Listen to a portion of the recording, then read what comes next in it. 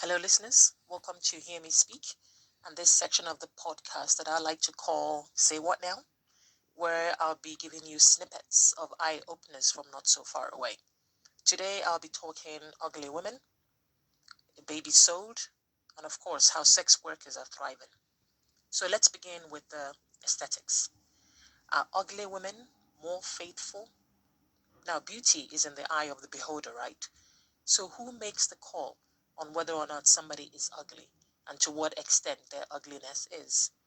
Why is it that men are judged by their physical appearance? But of course, some people may actually argue that, wait a minute, men are judged. They're just judged by the contents of the wallet or their bank accounts. Anyway, this isn't about men. I'm talking about the statement that said, ugly women are more faithful. Now, to me, I would think that any man who says that, most men who says that, any man who thinks that, most men who believe that, I think that this might be coming from a place of being insecure and having very, very low self-esteem. Because if they really believe that dating a pretty, beautiful, gorgeous, and out of your league kind of woman means that there's a higher chance of her cheating on you or that you're unable to control her, I think that feeling will come from a place of insecurity and very, very low self-esteem. Let me know what you think anyway.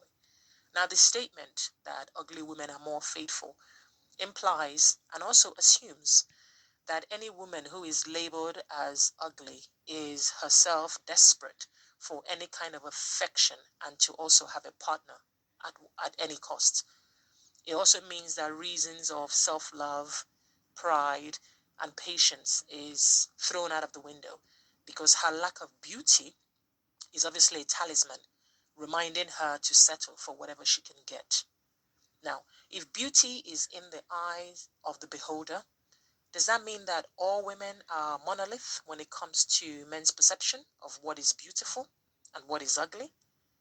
Is this supposedly where they say men are attracted by what they see and women are attracted to emotions and kindness? Now, loyalty in relationship isn't measured by physical appearance. We all know this. Whatever happened to sense of humor, attraction, you not being a cheapskate, being kind, being a good dancer, and so on? Relationships should be about the other person being the sugar in your tea, the person being the cockroach in your pantry, the tomato in your sweet, sweet jollof rice, the peanut butter to your jam. Well, you get the idea. You know what I mean. It is good to have standards. Everybody does. And it's also good to be attracted to that which makes your spirit and your loins, don't forget your loins, soar. But it shouldn't be based on the superficial because that person you consider to be ugly just might be the woman of your dreams who checks all of your boxes beyond what you ever hoped for. So remember, beauty is fleeting. Okay? Right, moving on. A young woman sells her baby for 130,000 naira. Now, I came across this story about a 20-year-old woman arrested for trying to sell her newborn baby to suspected child traffickers. She claimed that she had no choice as she believed the baby would have died in her care from hunger. Now, how can a mother sell her child? What would your world be like for you to bargain and part ways with your child like a commodity? This story is not unique, as the intense poverty many people experience can obviously force their hands in making them decide the most heart-wrenching decision of their lives to sell their child for a small fee. They believe they have, I guess, no choice, and that it will be better to sell their child and hope to never see them again and have some money line their pockets or watch their children starve to death. Now, the 20-year-old in this case, according to reports, said she wanted to abort the child initially when she found out she was pregnant, but she was advised to go through the pregnancy and then give the baby up for adoption. But she had no idea that it will come to this extent, and that is going to end up being more of a change, an exchange that benefited somebody else.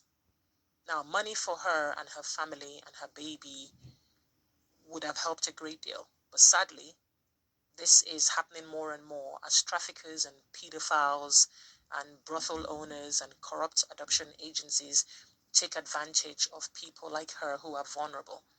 And so the cycle of poverty and vulnerability needs to be broken.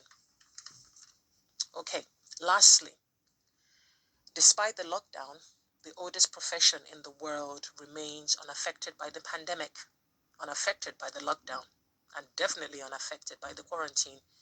I'm talking sex workers, the polar opposite to social distancing, maintaining 2 meters apart. Regular hand washing might be the only part of the guidelines people can actually adhere to. And I'm assuming this will be before or after the main deed, obviously.